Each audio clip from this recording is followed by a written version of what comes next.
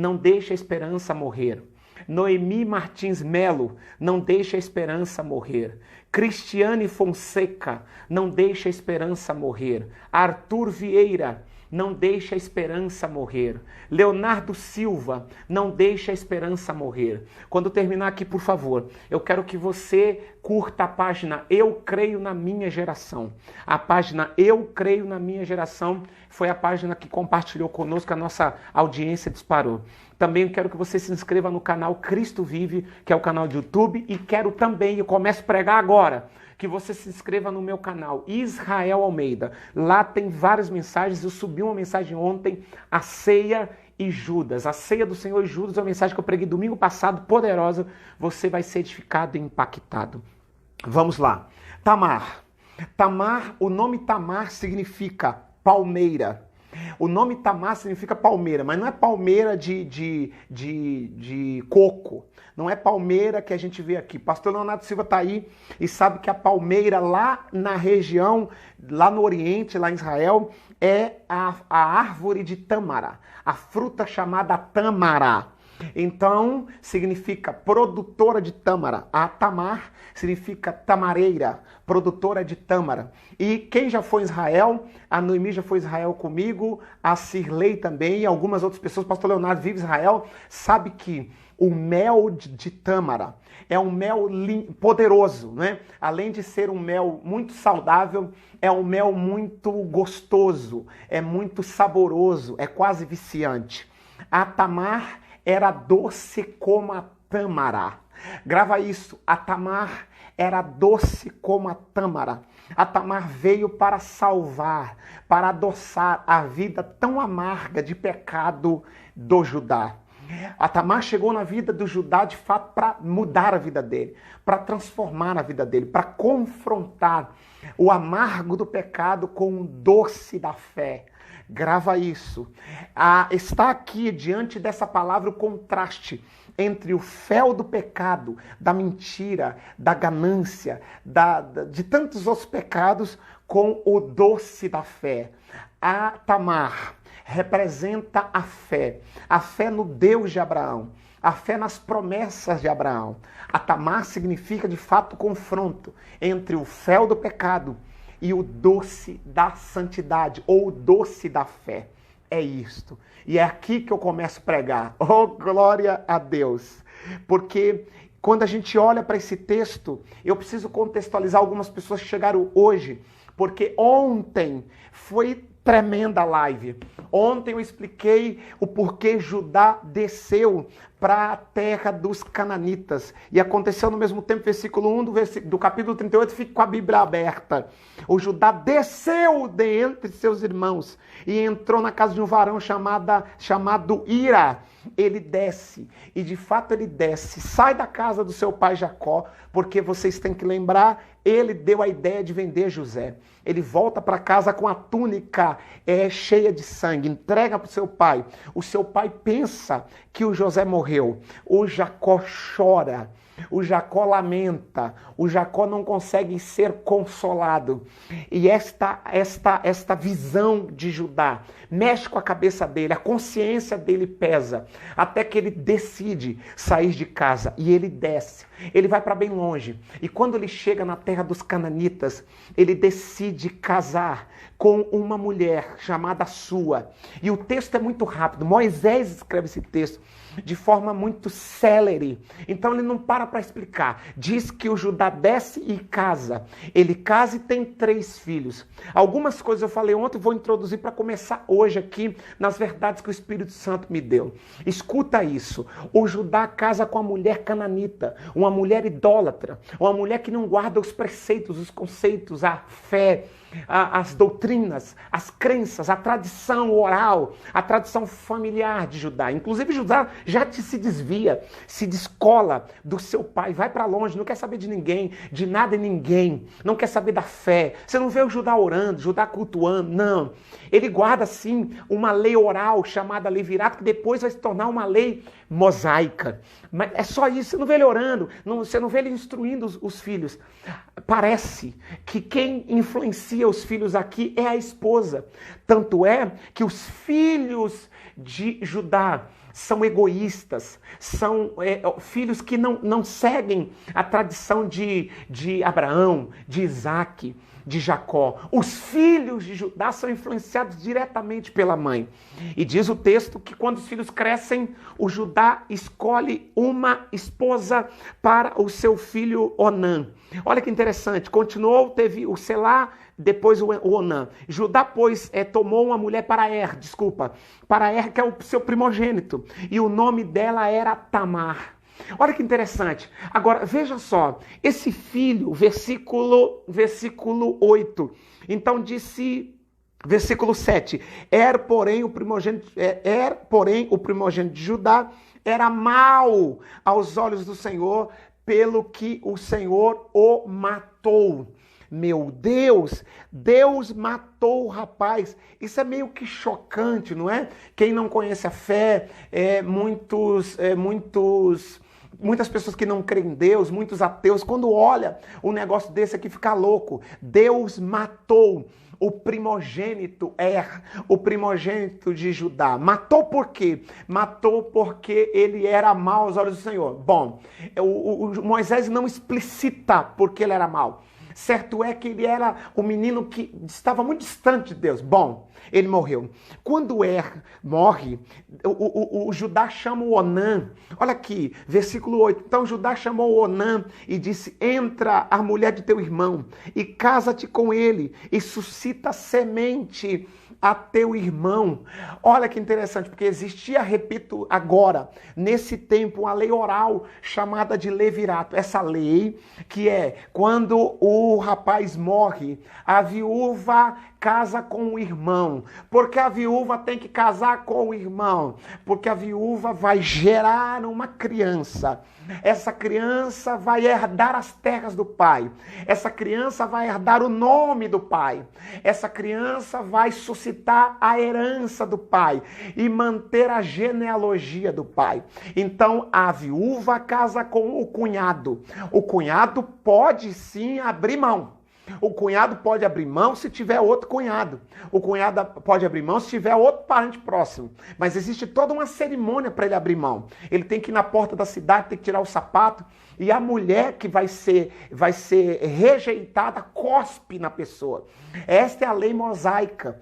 Na época de Judá também existia esse costume. Então o Judá chama o seu filho Onã e diz: casa com a Tamar. Agora, o texto diz que quando Onã, versículo 9, versículo 8, entra e suscita a semente a teu irmão. Versículo 9. Onã, porém, soube que esta semente não havia de ser para ele. E aconteceu que quando entrava a mulher de seu irmão, derramava o sêmen na terra, para não dar a semente a seu irmão. Versículo 10, e o que ele fazia era mal aos olhos do Senhor, pelo que também Deus o matou. Eu estou lendo o texto e fazendo questão que você leia. Pega a sua Bíblia. Fazendo questão que você leia, para que você possa internalizar, para que o Espírito Santo possa falar fortemente ao teu coração, e eu já vou aplicar esta mensagem ao seu coração. Olha a situação. Vamos pensar primeiro pelo prisma, pela visão, pela situação de Tamar. Tamar, uma mulher linda. Tamar, uma jovem bela. Tamar, uma mulher de Deus, uma mulher cheia de fé, casou achando que ia engravidar, porque as mulheres casavam esperando engravidar, as mulheres casavam esperando ter uma semente. Então o primeiro marido morre, ela fica viúva muito cedo, então o seu cunhado casa com ela e ela está esperando ter um filho para suscitar a herança do homem que morreu, o marido que morreu. E este rapaz, está no texto, o rapaz egoísta, esse Onã, ele é egoísta, ele é egocêntrico, ele é um homem ímpio, sem temor. Quando ele tem relação sexual com a sua mulher, ele derrama o sêmen na terra. E está no texto, ele sabendo que este filho que nasceria não seria para ele, a herança não seria dele, sim do irmão, ele de forma egoísta simplesmente não engravida, não deixa o sêmen fecundar a Tamar. Meu Deus, quando ele está fazendo essas ações, todas as vezes que tem relação com a Tamar, Deus olha do céu e fica indignado. E vamos pensar na Tamar. A Tamar, ela anda na rua, passa 1 mês, 2 meses, 3 meses, 4 meses, e ela não engravida. As mulheres começam a falar mal da Tamar. As mulheres acham que a Tamar, ela não é uma mulher que pode engravidar. As mulheres começam a olhar torto para Tamar. A Tamar não pode denunciar o seu marido, porque aquela sociedade é totalmente patriarcal e machista. A Tamar está numa situação difícil, a Tamar está chateada, a Tamar não tem o que fazer, a Tamar não tem saída, a Tamar está com um problema íntimo do seu casamento, porque o seu marido, que tecnicamente casou para suscitar herança, ele é egoísta. Ele não quer engravidar, ele não quer abençoar, mas Deus é justo. Vem comigo, está subindo o nível, o céu está abrindo na minha cabeça. Deus é justo. Deus conhece a nossa intimidade. Deus conhece a nossa intimidade psicológica. Deus conhece a nossa intimidade espiritual. Deus conhece a nossa intimidade marital, a nossa intimidade sexual. Deus conhece a nossa intimidade entre casal. Deus conhece a nossa intimidade com os filhos. Deus conhece a nossa intimidade com os amigos. E tudo aquilo que nós não podemos falar, Deus está anotando. Eu tenho que soltar a primeira quentinha da noite. Deus não vai te deixar oprimido e nem oprimida. A Tamar está oprimida.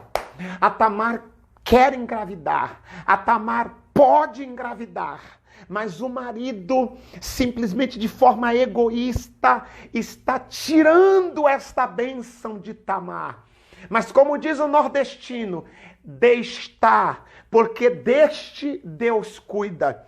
Eu sei que tem gente aqui que está sofrendo calada e calado, que tem problemas na intimidade que você não pode contar para ninguém. E eu vim trazer uma mensagem do trono para o seu coração.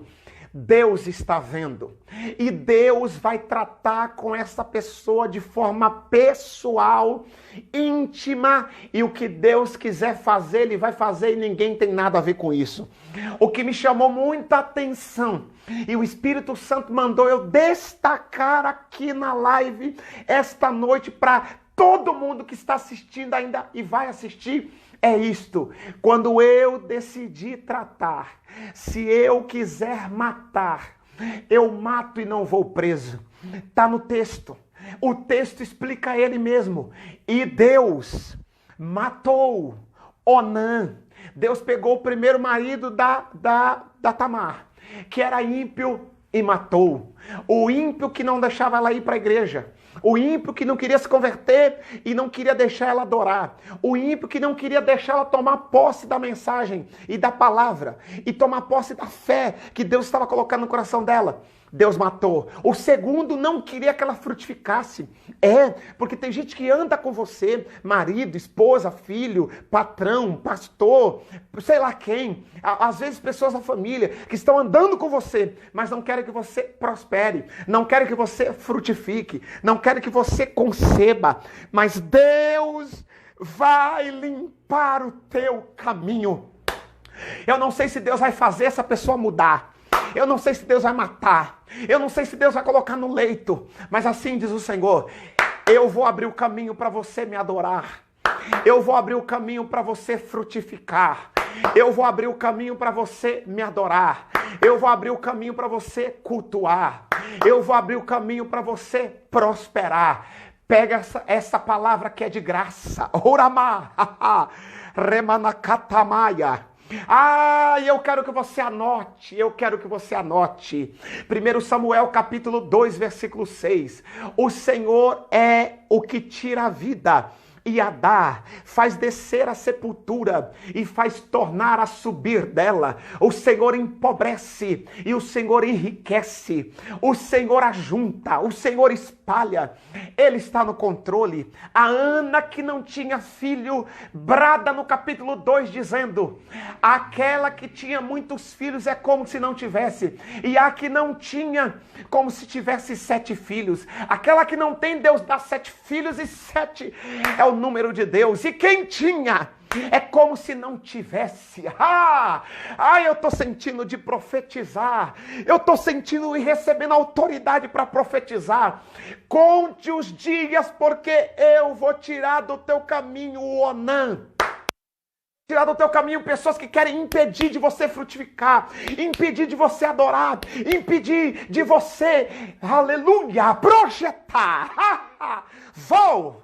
Eu não sei se você está sentindo o que eu estou sentindo aqui. Ramanakamaia.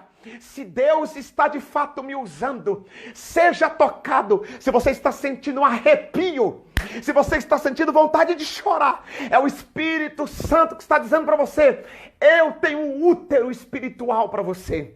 Eu tenho um útero material para você. Eu tenho um útero profissional para você.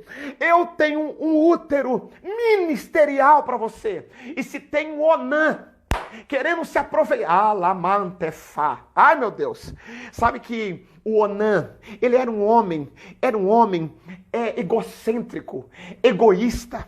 Vem comigo. O Onã se aproveitava da beleza de Tamar, porque a Tamar era linda. A história diz que a Tamar foi uma das mulheres mais lindas do Antigo Testamento. A Tamar era linda. Então o que o Onã pensa? Engravidar ela, não vou não. Dar o fruto para o meu irmão, não vou não. Seguir a tradição de Abraão, de Jacó, não vou não.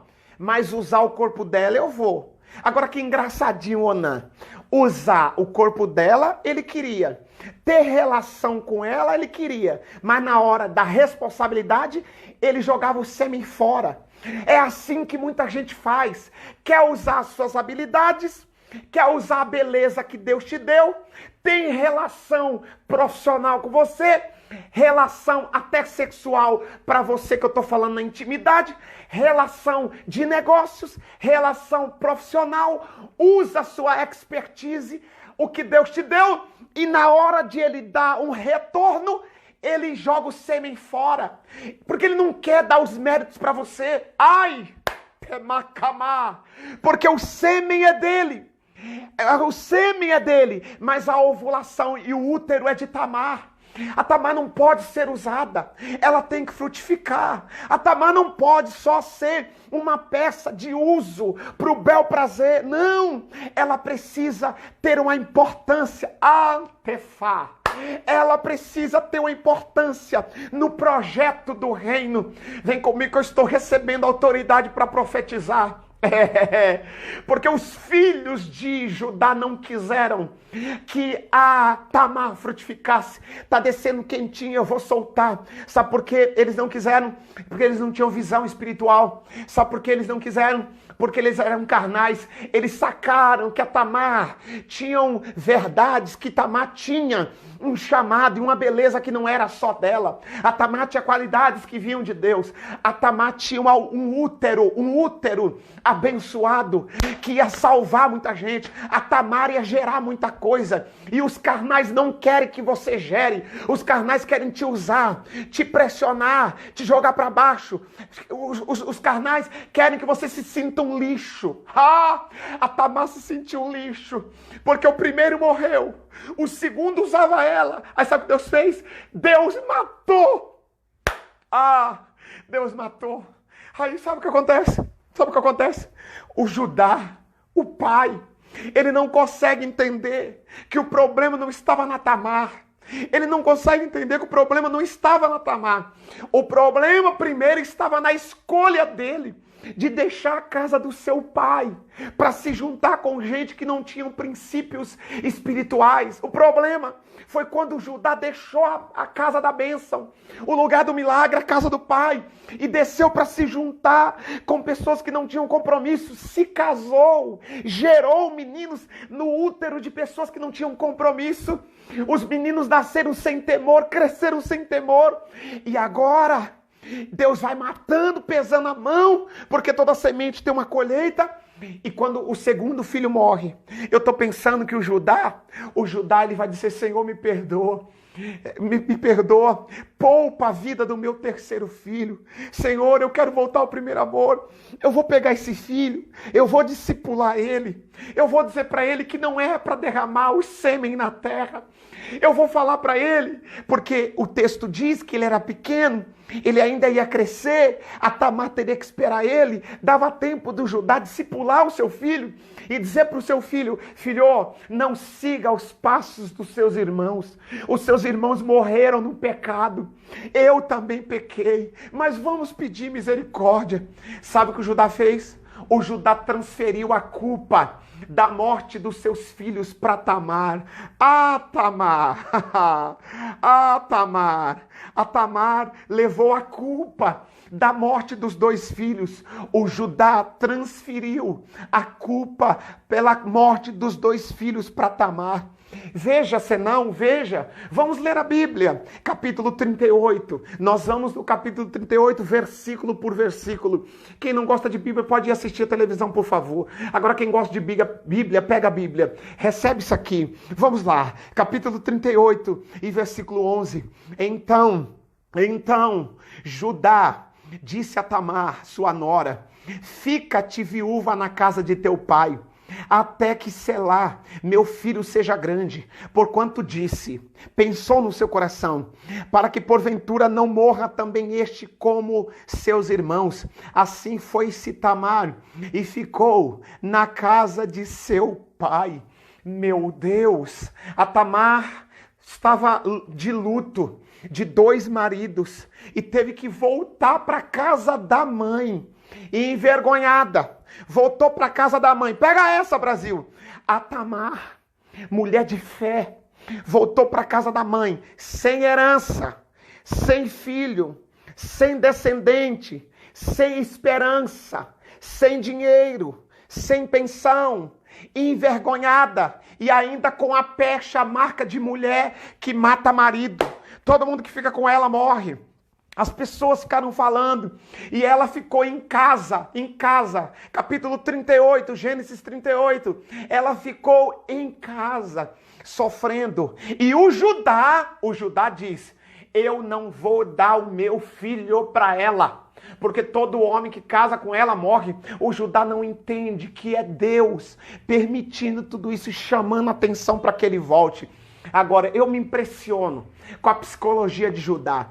Eu me impressiono em como Judá era frio, calculista, sem temor. Eu não sei se você passou por essa experiência de ter pessoas próximas a você, que Deus fala, livra da morte, usa profeta, usa você, usa a situação, e parece que a pessoa é de pedra, ela não se converte, morre gente, nasce gente, Deus faz um monte de coisa, e a pessoa não se converte, não muda, não atribui a Deus ou a sua situação tudo isso, sempre dá a culpa, joga a culpa em alguém, pelo amor de Deus, não.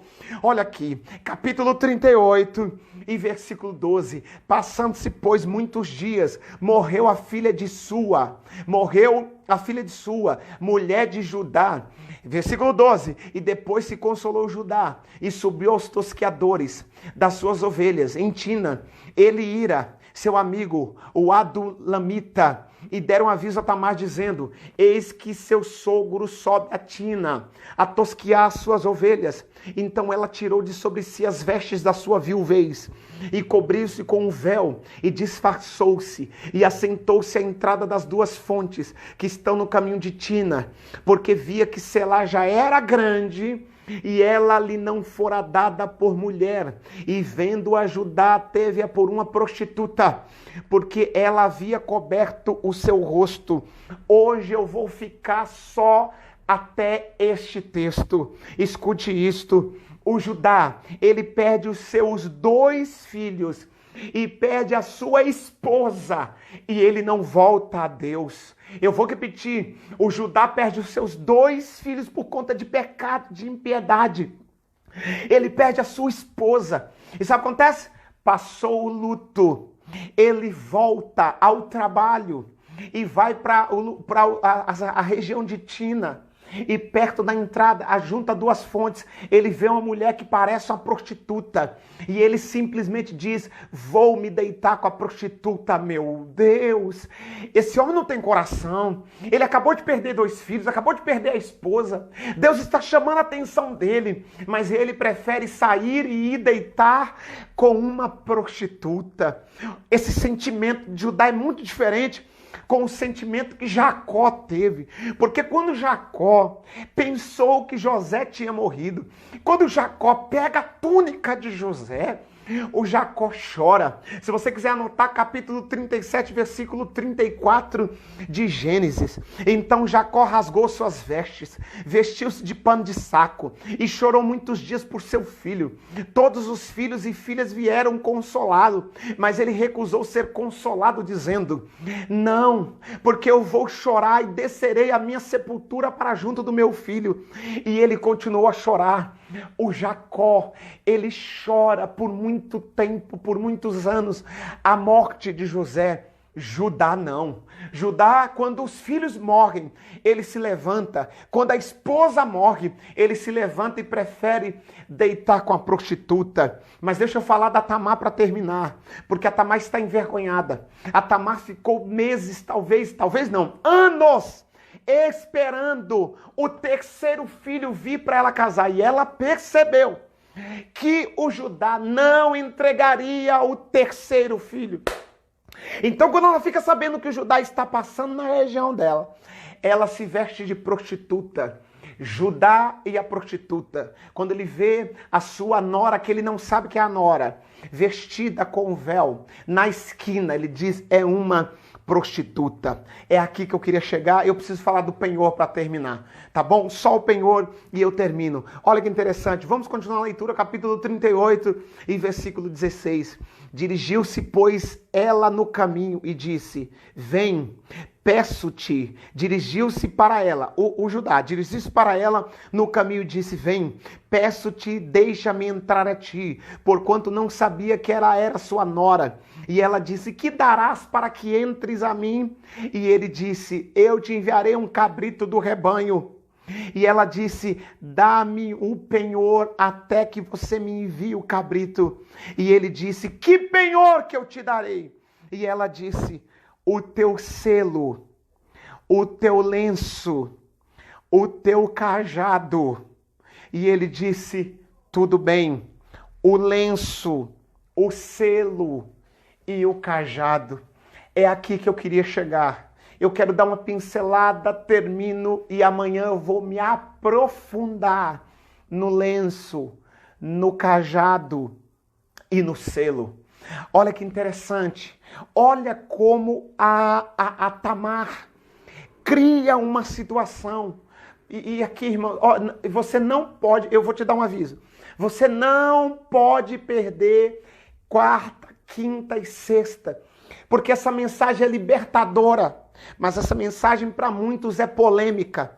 Essa mensagem é poderosa, transformadora. Mas essa mensagem é extremamente teológica. Você precisa entender o texto com texto. Você precisa entender qual é a linha que o Espírito Santo quer levar e o que a exegese e o texto, o exame do texto vai nos dizer. Agora escutar isso para terminar, que eu quero aplicar. O teológico é amanhã. Eu preciso aplicar para terminar, fica aí. O Judá, quando vê aquela mulher que ele pensa que é a prostituta, ele se abre, ele se desarma, ele já está vulnerável, ele já vem de atitudes carnais, ele já vem ignorando os sinais de Deus para trazê-lo de volta à casa do Pai. E agora ele está diante da prostituta, está diante da lascívia, da prostituição, do adultério. Ele simplesmente está disposto a entregar tudo para um momento de prazer. E a Tamar, esperta como ela, recebeu de alguma forma uma inspiração, uma ideia, para que pudesse mostrar ao sogro. Grava isso para anotar e colocar no Instagram. Anota isso. A Tamar, ela precisa salvar o sogro. Isso é polêmico. A Tamar precisa salvar o sogro. A Tamar precisa chamar a atenção do sogro. A Tamar precisa ir para um momento radical. A Tamar precisa suscitar herança. A Tamar, pela fé, precisa ir às últimas consequências. Agora grava aí para ficar muito claro, porque com Deus as coisas são claras. Eu não estou dizendo para você sair de casa. Eu não estou dizendo para você chutar o pau da barraca. Eu não estou dizendo para você fazer coisas drásticas. Eu estou dizendo que você precisa estar ligado, porque Deus vai fazer a parte dele. E ele vai te dar uma direção para que você faça o movimento certo.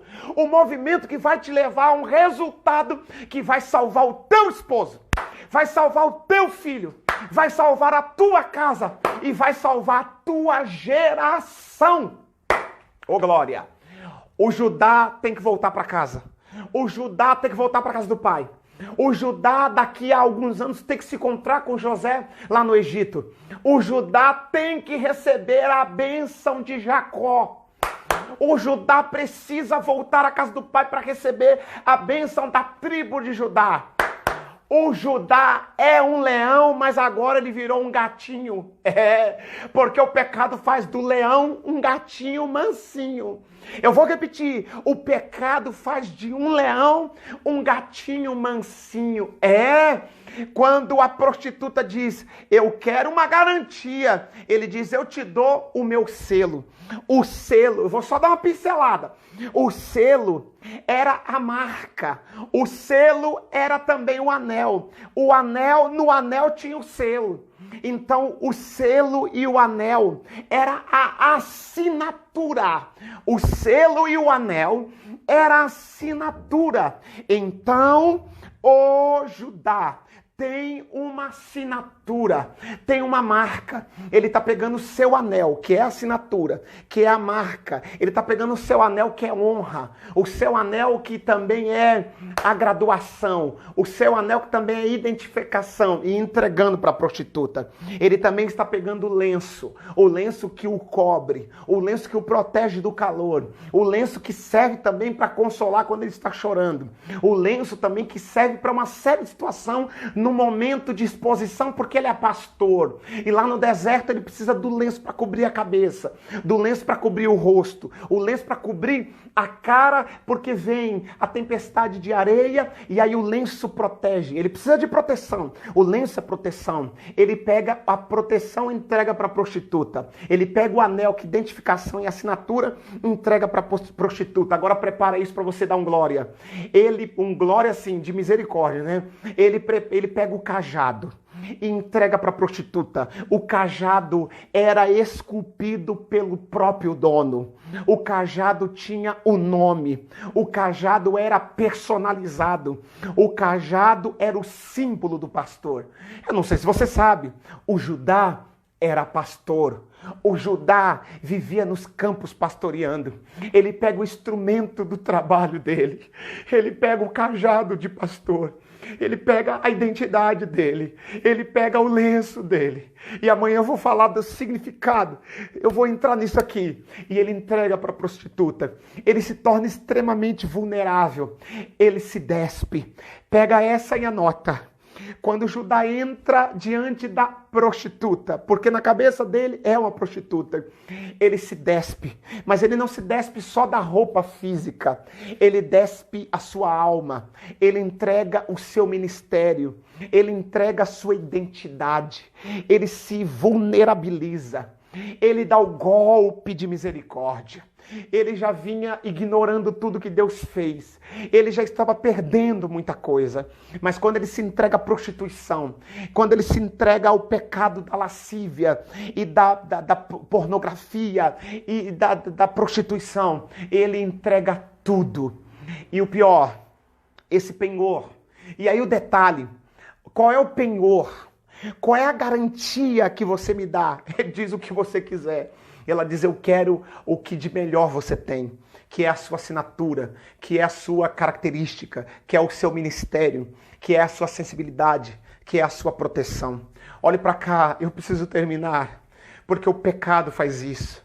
Tira totalmente as nossas forças, nos despe, O pecado tira nos desfigura.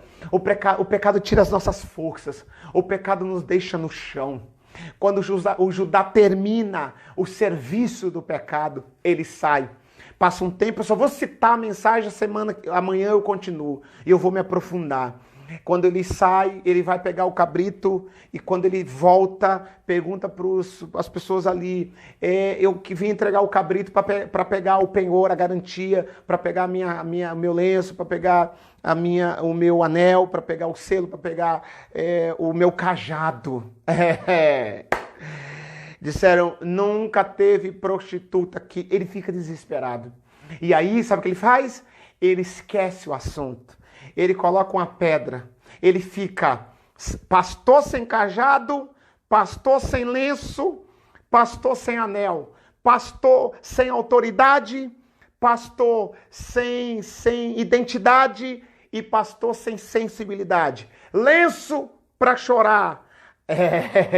Anel para marcar com autoridade e cajado para pastorear. Ele fica sem cajado, ele fica sem autoridade, ele fica sem sensibilidade. Mas sabe o que ele diz? Esquece isso. Vamos tocar a vida. Deixa lá. Não vamos resolver. Não toca mais esse assunto. Toca a vida. Grande problema é que toda semente tem uma colheita. A Tamar engravida. E aí quando ele fica sabendo que a Tamar engravidou, sabe o que ele faz? Ele manda tirar para fora da cidade para queimar a Tamar. Vamos ler, amanhã a gente continua, capítulo 38 e versículo 24. Aconteceu que quase 3 meses depois, deram aviso a Judá, dizendo, Tamar, tua nora, adulterou, e eis que está grávida do adultério. Então ele disse, tira fora para que seja queimada. E quando ela estava fora, ela mandou dizer, do varão a quem são essas coisas eu concebi. E ela disse mais, conhece, peço-te, de quem é este selo, esses lenços e este cajado. Meu Deus do céu, meu Deus, aqui eu termino. Na hora que ela está já indo para ser morta, na hora que querem acender a fogueira, ela diz, gente, eu posso fazer a última declaração? Já viu aquelas pessoas que vão para o corredor da morte para ser enforcado, para cadeira elétrica? As pessoas dizem, você tem o último pedido? Você tem o último discurso? E a pessoa fala, tenho. Tem uns que lê carta, tem outros que despede da mãe, tem outros que diz que é inocente, tem outros que fala que se converteu. Então ela diz, eu posso fazer meu último discurso? E todo mundo disse, posso. E o Judá hipócrita, o Judá falso, o Judá em cima daquela mentira, daquela plataforma da impiedade, daquela plataforma da carnalidade, diz, fala que nós vamos acender a fogueira. Sabe, gente, desceu uma quentinha, eu vou soltar. Ele estava assim, hiper mega feliz porque a Tamar não ia casar com o filho dele mais novo. Sabe o que ele está pensando quando vai acender a fogueira? Me livrei da viúva que matava os meus filhos. Ela vai morrer, meu filho vai casar com outra, tá tudo certo. Ele se esqueceu de tudo que fez. E aí no último discurso, e aqui eu termino, a Tamar diz, eu só queria dizer, eu queria revelar quem é o pai. Todo mundo, eu tô vendo. Você sabe quem é o pai? O pai é o dono desse lenço, desse anel e desse cajado. Quando o Judá viu isso, caiu no chão e gritou, olha que isso aqui eu tenho, mais justa é ela do que eu, porquanto não a tenho dado a selar meu filho. Meu Deus, se prepara, agora eu vou aplicar para terminar, vou acelerar para terminar. Meu Deus, eu não ia ler não, mas o Espírito falou, porque você fechou a Bíblia, abre e lê. Já abri de novo, Espírito Santo. Vamos ler aqui, por favor. Versículo 29. 38, 29. Eu vou voltar amanhã no lenço, no cajado, e vamos continuar. Versículo 29. Mas aconteceu que, tornando ele a reconhecer a sua mão, Versículo 28. E aconteceu que, dando à luz, que um pôs fora a mão, e a parteira tomou e atou na sua mão um fio roxo, dizendo: este saiu primeiro, porque a Tamar ficou grávida de gêmeos.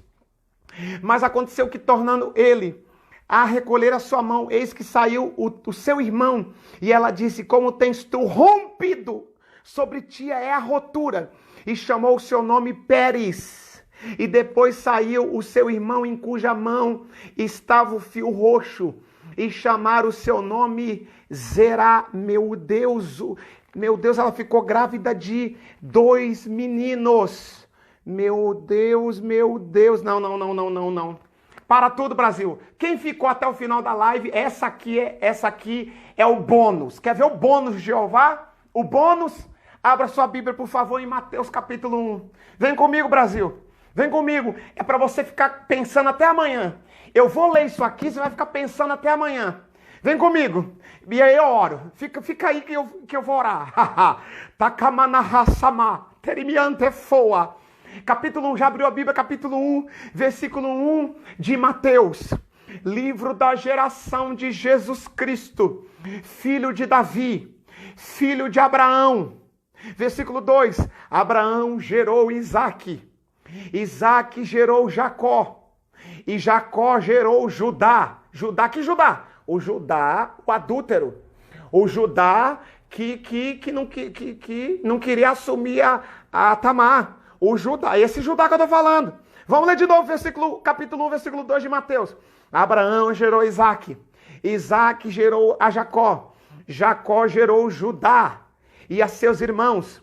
Judá gerou de Tamar. Toma, Satanás. Olha Tamar na genealogia de Jesus. Vai ignorar Tamar, vai. E Judá gerou de Tamar Pérez e Azerá. E Pérez gerou Esrom. Quem é Pérez? Pérez é o rompedor. Pérez é o menino que rompeu. Porque o irmão dele saiu primeiro, a parteira colocou lá uma fitinha, mas quando o menino tentou sair com a fitinha, o Pérez falou: não, eu vou sair primeiro, que eu sou o rompedor. E aí o Pérez saiu. E aí, porque o Pérez rompeu, o Pérez vai entrar na genealogia de Jesus. Versículo 3, Judá gerou de Tamar Pérez e a Zerá. Então ele cita Zerá, mas depois o Zerá sai e continua o Pérez. Pérez gerou Esrom, Esrom gerou Arão, Arão gerou Aminadab, e Aminadab gerou Nasson, e Nasson gerou Salmão, e Salmão gerou de Raabe a Boaz. Eu queria ter mais tempo para pregar aqui. Sabe quem é Salmão? Salmão é um dos espias que entraram lá em Jericó e aí fizeram um pacto com Raabe, a prostituta. E a Raabe foi salva com um fio de escarlate lá na sua janela. O muro implodiu, a casa de Raabe não caiu. E os espias entraram, salvaram a Raabe, a sua família.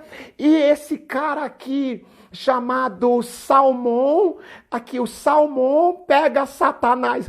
Eu tô cheio. O Salmão, que era um dos 2 espias que foram lá, que a Raabe salvou, casou com a Raabe. Ah, não, se você não der um glória de pé, eu vou entrar dentro desse celular aqui. E de Raabe a Boaz. Que Boaz? O Boaz que casou com a Ruth, a Moabita? Toma, Satanás. O Boaz que casou com a Ruth, a Moabita. Meu Deus! A Raabe gera o Boaz. O Boaz gera de Ruth o Obed. O Boaz casou com a Ruth. E o Boaz...